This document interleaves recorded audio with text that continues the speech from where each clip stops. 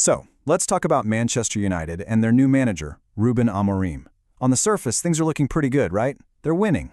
But there's a paradox bubbling up, a tactical puzzle that's really fascinating.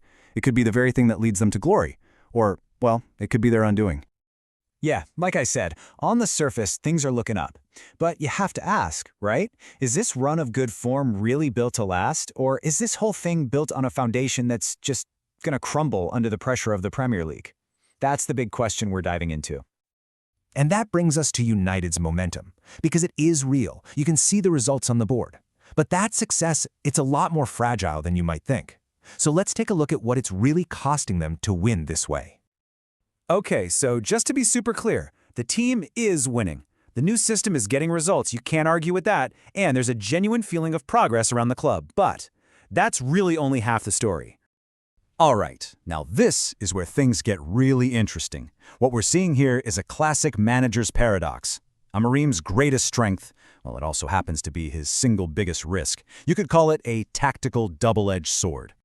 And this really lays out the whole conflict perfectly. On one side, you've got this incredible tactical clarity, a super rigid, well-defined system where every single player knows exactly what they're supposed to be doing.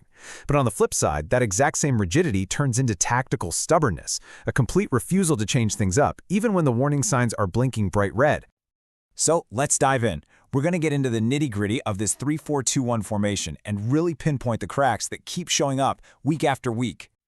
Okay, but before we go any deeper, let's make sure we're all on the same page with a key term: in transition. Now, this isn't just about, jogging back to defend. It's that chaotic split-second moment right after you lose possession, when your whole defensive shape is suddenly put to the test. And for United, this is where the problems really start. And these problems, they almost always fall into three buckets. First, there are these wide-open spaces everywhere.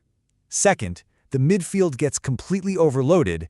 And third, the press up front is totally unsupported. Let's break down exactly what that means one by one. All right, flaw number one. It's painfully obvious when you watch them play. As soon as United lose the ball, the shape of the system leaves these huge, gaping holes out wide.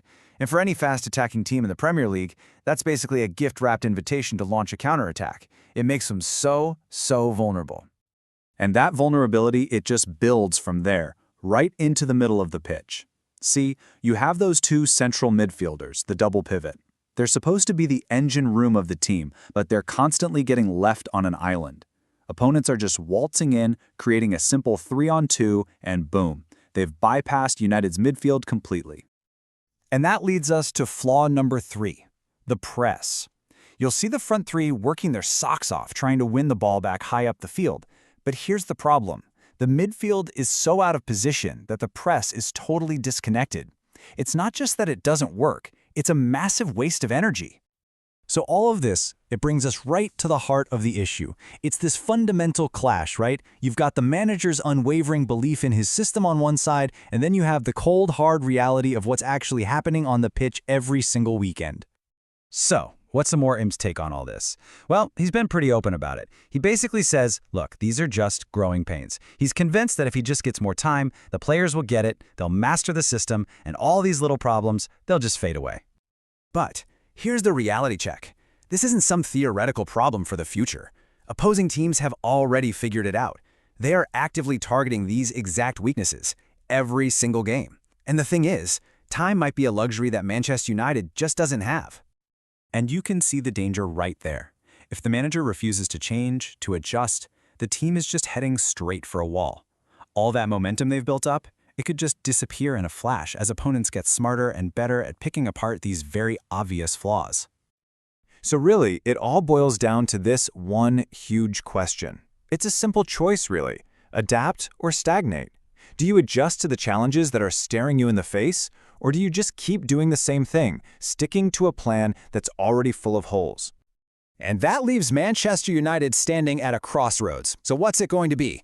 Does Amorim make the tough adjustments now while the team is actually still winning, or does he wait and risk it all until the problems get so bad that they're simply impossible to ignore?